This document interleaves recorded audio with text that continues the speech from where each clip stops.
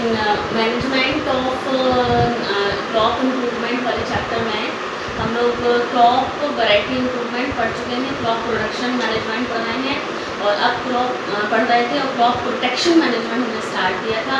Crop protection management हमने उनका ख़त्म कर लिया, उसमें हमने वीड्स पढ़ लिए, पेस्ट पढ़ लिए, किस तरीके से उनको प्रिवेंशन किया जाता है, ये सब पढ़ लिए। आज हम लोग जो पढ़ने जा रहे हैं वो आपका प्लांट वाले पार्ट का लास्ट टॉपिक है, that is storage of grains. ठीक है, तो आज हम लोग स्टोरेज ऑफ ग्रेन्स पढ़ेंगे, क्योंकि आपने देखिए सारी चीज़ें पढ़ी हैं प्लांट्स में, क्योंकि हम लोग इम्प्रूवमेंट इन फूड रिसोर्सेज के बारे में पढ़ रहे हैं। तो इम्प्रूवमेंट इन फूड रिसोर्सेज का मतलब है कि जो फूड रिसोर्सेज है, चाहे वो प्लांट्स के रिसोर्सेज हैं, चाहे हमें वो रिसोर्सेज एनिमल्स से मिल रहे हैं, उनका इम्प्रूवमेंट कैसे किया जाता है। तो सबसे पहले हमने प्लांट वाला पार्ट खत्म किया था। तो प्लांट वाले पार्ट में थोड़ा सा हम रिवाइज करते हैं आज की क्या क्या चीज़ें पढ़ी थी। तो प्लांट वाले पार्ट में हमने कहा था कि फूड रिसोर्सेज में, प्लांट फूड रिसोर्सेज का अगर हमें इम्प्रूवमेंट करना है तो सबसे पहले हमने कहा था वैरायटी में इम्प्रूवमेंट करना पड़ेगा। वैरायटी में इम्प्रूवमेंट करने का मतलब है किसी एक ही क्रॉप में बहुत सारी वैराइटीज़ को बनाना पड़ेगा, अलग अलग वैराइटीज़, अलग अलग कैरेक्टर्स होंगे। ठीक है, जेनेटिकली मॉडिफाइड क्रॉप्स, ये सब हाइब्रिडाइजेशन, ये सब हमने उसको पढ़ा। क्रॉप वैरायटी इम्प्रूवमेंट के बाद में दूसरा हमने पढ़ा क्रॉप प्रोडक्शन। क्रॉप प्रोडक्शन का मतलब है कि क्रॉप का प्रोड्यूस कैसे बढ़ाया जाए, क्रॉप की क्वांटिटी कैसे बढ़ाई जाए। तो क्रॉप की क्वांटिटी बढ़ाने के लिए ऑब्वियसली न्यूट्रिएंट्स की ज़रूरत पड़ेगी, तो हम लोग माइक्रो न्यूट्रिएंट्स, मैक्रो न्यूट्रिएंट्स, ये सारी चीज़ें पढ़ लें। इरिगेशन कैसे होता है, ये सारी चीज़ें पढ़ लें, है ना। और क्रॉपिंग पैटर्न समझ लीजिए, क्रॉपिंग पैटर्न अलग अलग तरीके के पैटर्न को यूज़ करके भी हम लोग क्रॉप के प्रोड्यूस को बढ़ा सकते हैं, क्रॉप के प्रोडक्ट को बढ़ा सकते हैं। ठीक है, तो क्रॉप वैरायटी भी पढ़ लिया था, क्रॉप प्रोडक्शन में न्यूट्रिएंट्स वगैरह सारी चीज़ें पढ़ी थी। उसके बाद में हमने क्रॉप प्रोटेक्शन मैनेजमेंट स्टार्ट किया था। क्रॉप प्रोटेक्शन, क्योंकि क्रॉप बन गई है पर क्रॉप को जब तक प्रोटेक्ट नहीं किया जाएगा डिजीज से, जर्म से, ठीक है, तो तब तक तो वो क्रॉप हमारे लायक नहीं रहेगी, तो किसान को नुकसान हो जाएगा। तो उसको प्रोटेक्ट करना भी ज़रूरी है। पूरा का पूरा एक प्रोजेक्ट होता है जिसमें कि सारी चीज़ें हमको देखी जाती हैं, हम लोग देखते हैं। तो वैरायटी पढ़ ली, प्रोडक्शन पढ़ लिया, प्रोटेक्शन भी पढ़ लिया। प्रोटेक्शन में देख लिया किस किस चीज़ से प्रोटेक्ट करना पड़ेगा, वीड्स से प्रोटेक्ट करना पड़ेगा, पेस्ट से प्रोटेक्ट करना पड़ेगा, इंसेक्ट से प्रोटेक्ट करना पड़ेगा। ठीक है, तो ये सारी चीज़ें हमने पढ़ ली थी। अब बात आती है कि ठीक है, क्रॉप तो उग गई, क्रॉप तो खूब अच्छी हो गई, ये सारी चीज़ें केयर कर ली गई, सारी चीज़ें देख ली गई। अब क्रॉप तो खूब अच्छी हो गई है, खेतों में वैरायटी भी अच्छी हो गई है, प्रोड्यूस भी अच्छा हो गया है, डिजीज़ भी नहीं लग पा रही है।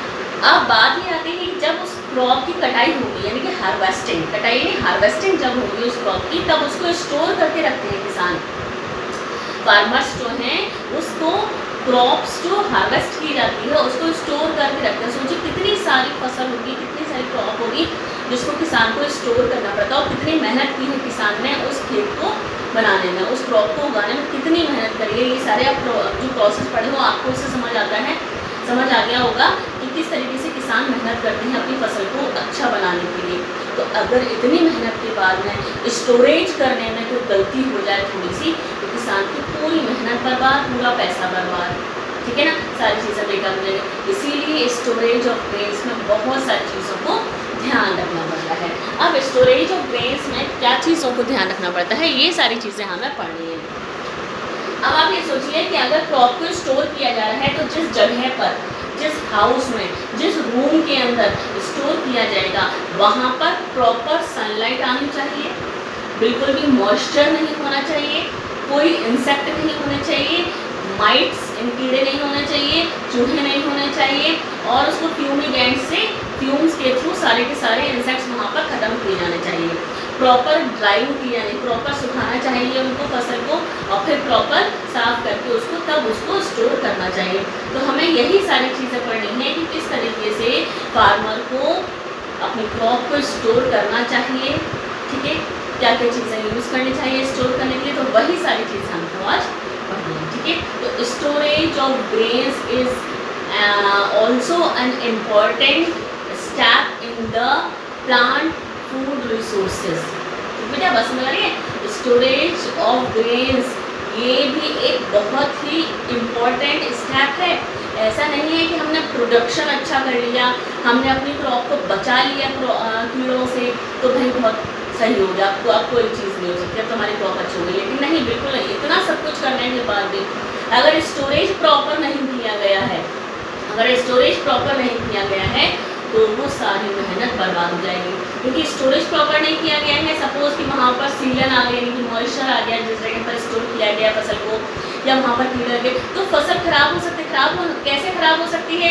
वो जो क्रॉप है, जो भी क्रॉप है, कोई भी क्रॉप की बात करते हैं, उसका वेट हल्का हो सकता है, उसकी इकोनॉमिक वैल्यू कम हो सकती है, यानी कम कीमत में बिकेगी तो किसान को नुकसान हो जाएगा, इतनी मेहनत करेगा, कम कीमत में उसकी फसल बिकेगी तो इकोनॉमिक वैल्यू कम हो जाएगी, उसके कलर खराब हो जाएंगे तो लोग कलर देख के भी नहीं खरीदेंगे चीज़ों को, ठीक है ना। तो इस तरीके से सारी चीज़ें बेकार हो जाएंगी, फसल खराब हो जाएगी तो वो सारी मेहनत बर्बाद हो जाएगी। इसलिए स्टोरेज और ग्रेन्स का बहुत ही ध्यान रखना पड़ता है कि प्रॉपर स्टोरेज किस तरीके से किया जाना चाहिए, ठीक है। चलिए, तो आज हम लोग plant food resources in plant वाले का लास्ट पढ़ेंगे, फूड स्टोरेज ऑफ ग्रेन्स, इस तरीके से स्टोरेज करना चाहिए। और उसके बाद हम लोग एनिमल्स वाला पार्ट, इसी चैप्टर में जो एनिमल वाला पार्ट है, यानी एनिमल हस्बेंड्री, उसको हम लोग स्टार्ट करेंगे, ठीक है। चलिए, तो स्टोरेज ऑफ ग्रेन्स पहले लिख लीजिए बेटा। तो हम लोग लिखते हैं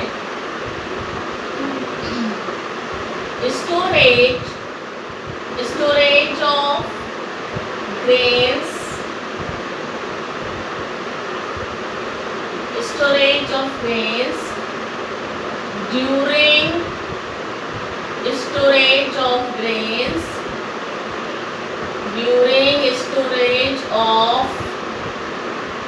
grains high losses can occur,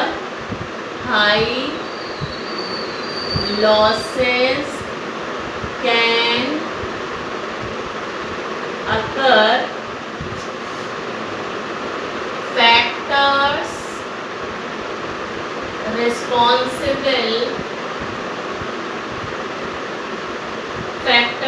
responsible for such losses can be categorized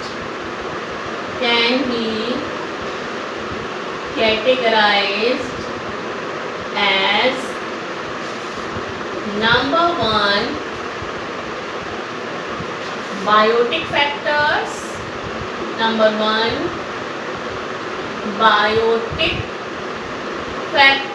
biotic आप समझते हैं बेटा, लिविंग ऑर्गेनिजम्स को कहते हैं बायोटिक, लिविंग ऑर्गेनिज्म को क्या कहते हैं? बायोटिक कहते हैं। तो बायोटिक फैक्टर्स कौन कौन से हो सकते हैं जो स्टोरेज को खराब कर सकते हैं? दीज इंक्लूड रोडेंट्स यानी चूहे वाली कैटेगरी जो होती है ना बेटा, उसको कहते हैं rodents.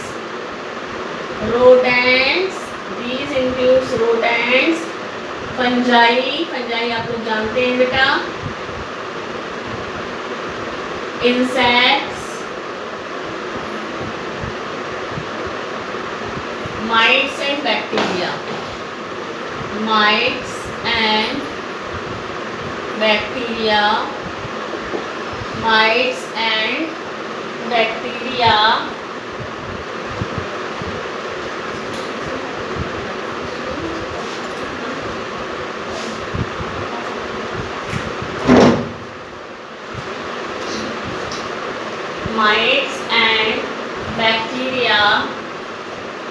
Number 2, abiotic factors,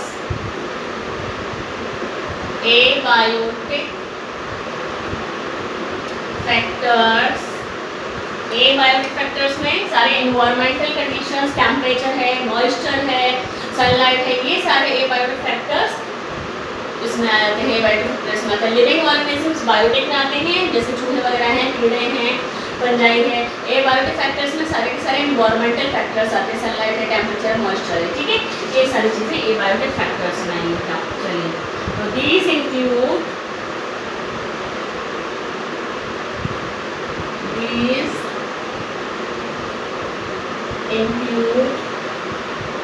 inappropriate moisture,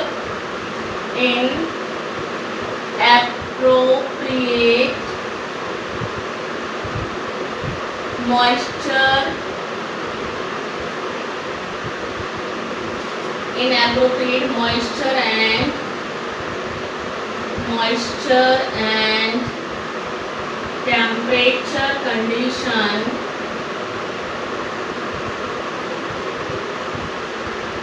in the place of storage, in the place of storage. फिर हम लोग इफेक्ट्स पढ़ेंगे, effects of these factors on grains are as follows. Are as follows. Number 1, degradation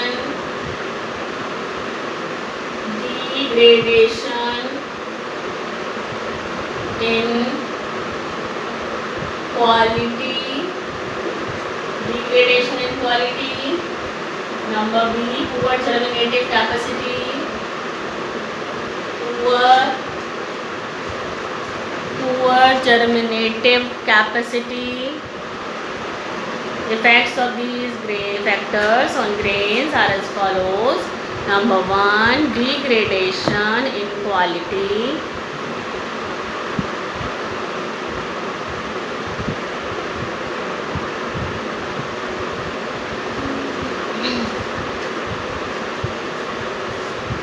Degradation, quality का improvement नहीं हो पाता है, quality खराब हो जाती है, प्रॉफिट लिख पाते हैं इसका 1 minute.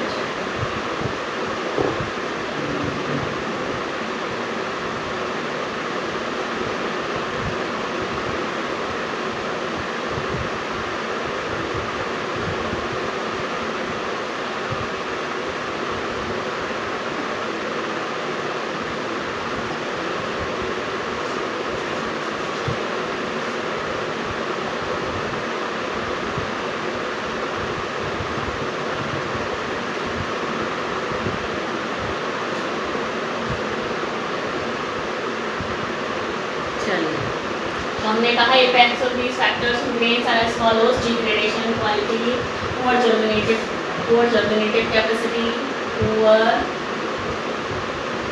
germinative capacity. Number C, discoloration of the produce, discoloration of the produce, loss in weight,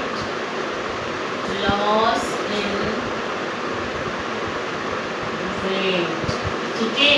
These are the factors. देखिए एक बार, during storage of veg high losses can occur. High loss हो सकते हैं, बिल्कुल हो सकते हैं अगर स्टोरेज प्रॉपर नहीं हो. Factors responsible for such losses can be categorized as. कौन कौन से फैक्टर्स होते हैं जो कि हमारे स्टोरेज, क्रॉप के स्टोरेज को खराब कर सकते हैं? बायोटिक फैक्टर्स होते हैं. बायोटिक फैक्टर्स नहीं लिविंग, जैसे रोडेंट्स हैं, चूहे आ जाते हैं इसमें, फंजाई हैं, इंसेक्ट्स हैं, माइट्स यानी कीड़े, बैक्टीरिया आप जानते हैं, ये सब फसल को खराब कर सकते हैं. एबायोटिक फैक्टर्स में क्या आ जाएगा बेटा? Moisture and temperature condition. यानी मॉइस्चर अगर हुआ वहाँ पर तो मॉइस्चर तो खराब करेंगे, ऑब्वियसली मॉइस्चर होगा तो फंगस भी लग सकती है. तो मॉइस्चर, टेम्परेचर कंडीशन, यानी टेम्परेचर अगर वहाँ पर प्रॉपर नहीं होगा, बहुत ज़्यादा टेम्परेचर होगा तो खराब हो जाएगा, बहुत कम टेम्परेचर होगा तो खराब हो जाएगा. तो टेम्परेचर भी मेंटेन रहना चाहिए in the place of storage. ठीक है. Effects of these factors on grains. In factors का क्रॉप पर क्या इफेक्ट पड़ेगा? अगर स्टोरेज सही से नहीं हुआ तो डिग्रेडेशन हो सकता है, क्वालिटी खराब हो सकती है. क्वालिटी खराब होने का मतलब आप समझते हैं जो क्वालिटी हमने उसमें बनाई थी हमने क्रॉप्स वैरायटी के इम्प्रूवमेंट में, वो सब क्वालिटी बेकार हो जाएगी क्योंकि मॉइस्चर से सारी चीज़ें खत्म हो जाएंगी उसके अंदर. पुअर जर्मिनेटिव कैपेसिटी यानी कि जो क्रॉप होगी उसका सीड्स जो क्रॉप के सीड होंगे वो सीड्स पुअर जर्मिनेटिव कैपेसिटी वाले होंगे, यानी उनका जर्मिनेशन नहीं हो पाएगा. जर्मिनेशन का मतलब ये है कि मार्केट में जो सीड्स मिलते हैं क्रॉप्स को उगाने के लिए, वही सीड्स को आप स्टोर कर रहे हैं अगर, तो वो सीड्स में अगर किसी तरीके का मॉइस्चर चला गया तो वो सीड कभी भी जर्मिनेट नहीं होगा और उससे कोई नया प्लांट नहीं बनेगा, ये सीड हो जाएगा बिल्कुल बेकार, तो जर्मिनेटिव कैपेसिटी खराब हो सकती है। Discoloration of the produce, discoloration मतलब कलर खराब हो सकता है, डल कलर हो सकता है कोई भी क्रॉप, चाहे फ्रूट्स हो या कुछ भी हो। Loss in weight, obviously loss हो जाएगा वेट में, तो वजन होगा चीज़ का वो कम हो जाएगा, वजन कम हो जाएगा तो किसान को नुकसान होगा।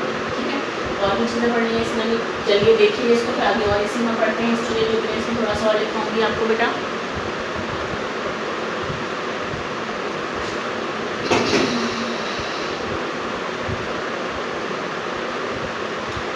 से ठीक है, अब हमें देखते हैं किस तरीके से हम प्रिवेंशन ले सकते हैं। पहले से किस तरीके से प्रिवेंशन ले सकते हैं, पहले से प्रिवेंशन ले सकते हैं, वो चीज़ें कैसे होती हैं। चलिए तो हम आगे पढ़ेंगे, इसको हटा देते हैं।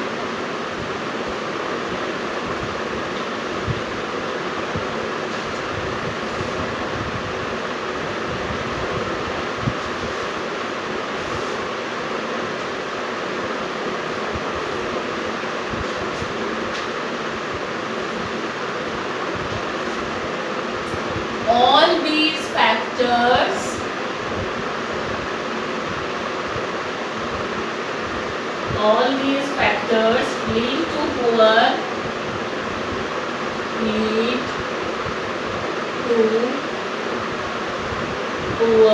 marketability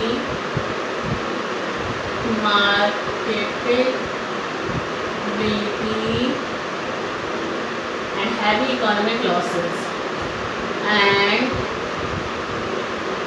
heavy economic losses.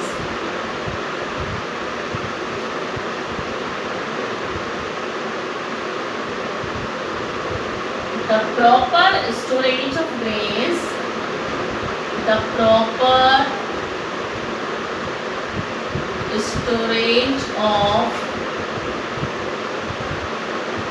grains can be done by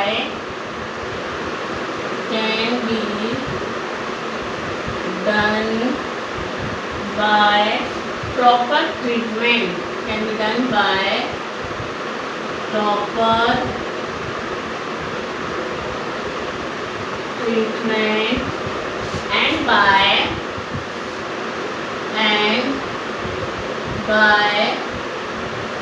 systematic proper treatment and by systematic management of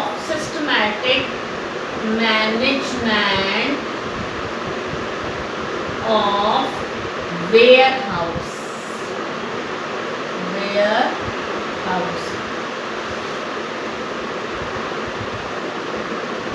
Some of the preventive measures are as follows.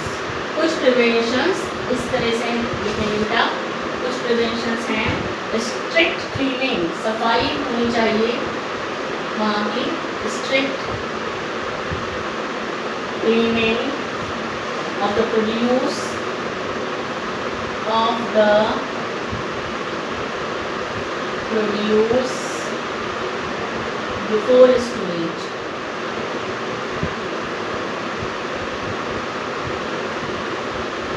Second, proper drying of the produce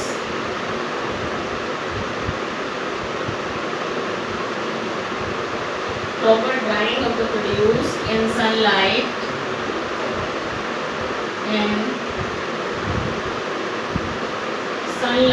and then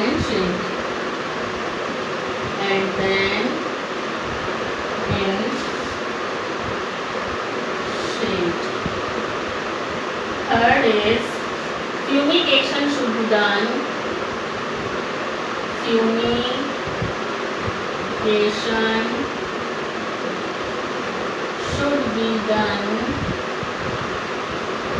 To kill pest,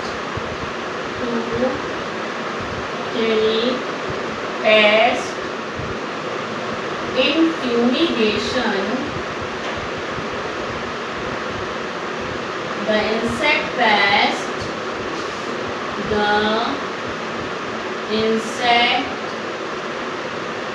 pest are exposed on fumes of chemicals.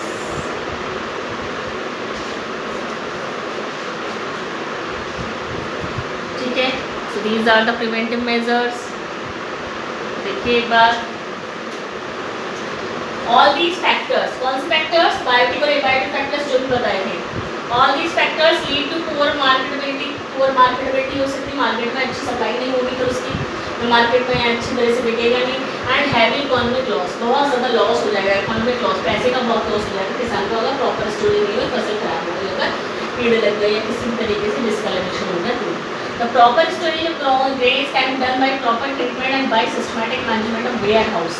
यानी warehouse को मतलब जहाँ पर फसल को रखा जाना है उसका proper management करना चाहिए। यानी फसल जहाँ पर जिस रूम में रखी जानी है या जिस घर के अंदर फसल को रखना है, स्टोरेज करना है, उस घर की प्रॉपर सफाई होनी चाहिए, सूखा होना चाहिए, कोई मॉइस्चर नहीं होना चाहिए, वेंटिलेशन भी होना चाहिए, जहाँ सनलाइट आ रही हो, मॉइस्चर मिले, कोई भी ऐसी चीज़ नहीं होनी चाहिए जिससे कि मॉइस्चर हो वहाँ पर, और जिस कंटेनर में रखा जा रहा है वो कंटेनर भी बिल्कुल ड्राई होना चाहिए, साफ होना चाहिए।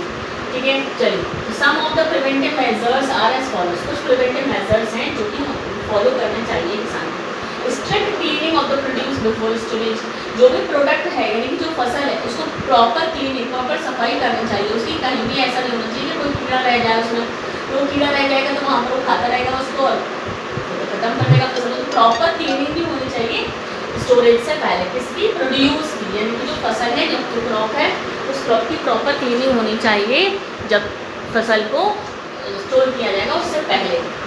दूसरा, proper drying of the produce in the sunlight and dam में शेड, प्रॉपर ड्राइंग, सनलाइट में प्रॉपर सुखाना चाहिए, उस क्रॉप को प्रॉपर सुखाना चाहिए सनलाइट के अंदर, फिर उसको शेड में जाकर, घर में जाकर या किसी कमरे में जाकर उसको स्टोर करना चाहिए, किसी बर्तन में, किसी कंटेनर में। Fumigation should be done to kill pest, fumigation यानी फ्यूम्स छोड़े जाते हैं केमिकल्स के, जिससे कि वहाँ पर कोई भी इंसेक्ट पेस्ट न रहे जो कि फसल को खराब करे। तो fumigation should be done to kill pest, in fumigation the insect pest are exposed on fumes to of chemicals, chemicals की फ्यूम्स होती हैं, वो फ्यूम्स डाली जाती हैं, जिससे कि वहाँ पर अगर पेस्ट होते भी हैं तो वो सब वहाँ से खत्म हो जाते हैं और प्रॉपर क्लीनिंग हो जाती है, तब फसल को स्टोर करना चाहिए। ठीक है, so these are the storage of trees. आपका प्लांट वाला पार्ट खत्म हो गया है बेटा, आपने प्लांट वाले पार्ट में सारी चीज़ें पढ़ ली हैं। अब हम लोग आ रहे हैं एनिमल वाले प्रोड्यूस पर, क्योंकि हम तो यहाँ पर फूड रिसोर्सेज के बारे में पढ़ रहे हैं, तो हमने प्लांट फूड रिसोर्सेज के बारे में पढ़ लिए। हम लोग तो प्लांट से भी फूड लेते हैं, एनिमल्स का भी फूड लेते हैं। एनिमल्स से जो फूड लेते हैं, एनिमल से फूड हम लोग क्या लेते हैं भाई, आप एनिमल से मिल्क प्रोडक्शन होता है, एग प्रोडक्शन, मीट के लिए लोग करते हैं, है ना, और जो एनिमल्स होते हैं उनको खेतों में भी तो यूज़ किया जाता है एग्रीकल्चर के लिए, ग्रोइंग करने के लिए, है ना, जो बफेलो वगैरह होते हैं या फिर जो ऑक्स होते हैं, है ना, वो सब यूज़ किए जाते हैं, टम्बुल होते हैं, ठीक है, तो उन सबको खेतों में यूज़ करते हैं। तो एनिमल्स की भी हमें नीड होती है, तो एनिमल्स की नीड के लिए जिस तरीके से हमने देखा कि प्लांट्स को किस तरीके से प्रॉपर केयर चाहिए होती है, प्रॉपर तरीके से प्लांट को मैनेजमेंट करना पड़ता है, प्रॉपर तरीके से फसल को उगाना पड़ता है, किस किस चीज़ का ध्यान रखना पड़ता है, वो सब चीज़। तो प्लांट को बनाने के लिए, प्लांट की क्रॉप अच्छी बनाने के लिए कितनी मेहनत की गई, सेम इसी तरीके से, क्योंकि हम लोग एनिमल प्रोडक्ट भी यूज़ करते हैं, तो एनिमल्स की भी प्रॉपर जो केयर है वो करनी चाहिए। तो अब हम लोग नेक्स्ट टॉपिक पढ़ने जा रहे हैं, वो एनिमल्स के बारे में ही पढ़ेंगे, that is animal husbandry. Animal husbandry का मतलब है कि एनिमल प्रोडक्ट जो हम लोग यूज़ करते हैं उसके लिए एनिमल्स को पालना। तो जो डोमेस्टिक एनिमल्स होते हैं, मैंने शायद पहले भी बताया, वो लाइव स्टॉक कहे जाते हैं। क्या कहे जाते हैं? Live stock. ठीक है, तो चलिए, तो हम लोग तो नया टॉपिक स्टार्ट करेंगे, एनिमल हस्बेंड्री।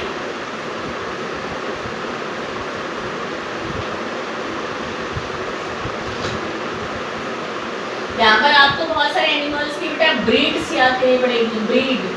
ब्रीड समझते हैं, जैसे कि प्लांट की वैरायटी होती है अलग अलग, जैसे हमने प्लांट की वैरायटी पढ़ी है अलग अलग, प्लांट्स की अलग अलग वैरायटी, किसी प्लांट में प्रोटीन ज़्यादा है, और जैसे किसी चावल, कोई चावल की खेती करी, किसी चावल में प्रोटीन भी मिल रहा है, किसी चावल से केवल स्टार्च मिल रहा है, तो अलग अलग क्वालिटी, अलग अलग वैरायटी। सेम इस तरीके से एनिमल्स की भी ब्रीड्स होती हैं, तो वो ब्रीड्स जो होती हैं, इंडियन ब्रीड्स भी होती हैं जो हमारी इंडिया की हैं, और फॉरेन ब्रीड्स भी होती हैं जो कि फॉरेन से लाई गई हैं और फॉरेन से लाके हमारे इंडिया में उनको आगे रिप्रोड्यूस करवाया जा रहा है, जिससे हम मतलब कुछ ऐसे प्रोडक्ट होते हैं जो कि हम लोगों को ज़्यादा चाहिए तो उसके लिए फॉरेन ब्रीड भी यूज़ किया। तो यहाँ पर आपको ब्रीड पढ़नी है, एनिमल्स की ब्रीड्स पढ़नी है। तो हमारा नया टॉपिक जो स्टार्ट होगा that is animal husbandry. Animal husbandry. Animal husbandry का मतलब है लाइव स्टॉक को पालना।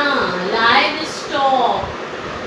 स्टॉक का मतलब है पालतू जानवर, जैसे कि बकरी है, गाय है, ठीक है ना, मुर्गी है, ठीक है, मधुमक्खी है, ये सब चीज़ें। तो आप ये सोचिए जिस एनिमल का यूज़ लोग अपने कमर्शियल यूज़ के लिए कर रहे हैं, जिस एनिमल को लोग अपने व्यवसाय के लिए, अपने बिजनेस के लिए यूज़ कर रहे हैं, तो उनको पालना पड़ेगा या नहीं पालना पड़ेगा।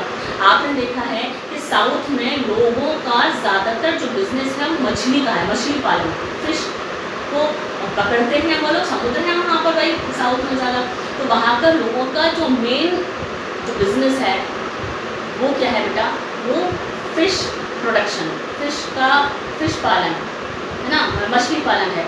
तो लोग वहाँ पर मछलियों को पकड़ते हैं, उनको बेचते हैं और उन्हीं से उनकी रोजी रोटी चलती है।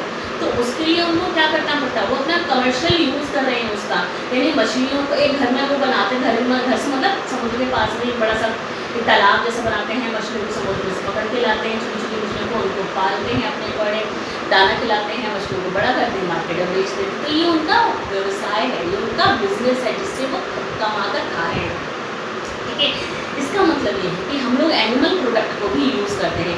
हम लोग कौन कौन से एनिमल प्रोडक्ट्स को यूज़ करते हैं, हम लोग मिल्क के लिए एनिमल प्रोडक्ट को यूज़ कर रहे हैं, मिल्क के लिए हम लोग काऊ और बफेलो को यूज़ कर रहे हैं। तो यहाँ पर आपको हम लोग कैटल्स के बारे में पढ़ेंगे बेटा। कैटल्स में काऊ है, बफेलो है, ठीक है, इनको हम लोग मिल्क प्रोडक्ट के लिए और मीट के लिए यूज़ कर रहे हैं, और मीट के लिए यूज़ कर रहे हैं, मिल्क प्रोडक्ट के लिए यूज़ कर रहे हैं, खेतों के लिए यूज़ कर रहे हैं, एग्रीकल्चर में प्लोइंग करवाते हैं, है ना, कुछ बुल होते हैं उनको बैलगाड़ी में बांध के वो खेत से वो हल से प्लोइंग की जाती है ना।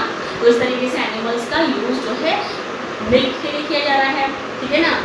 अगर हम काऊ और बफेलो की बात करते हैं, मिल्क के लिए किया जा रहा है, एग्रीकल्चर के लिए किया जा रहा है ना।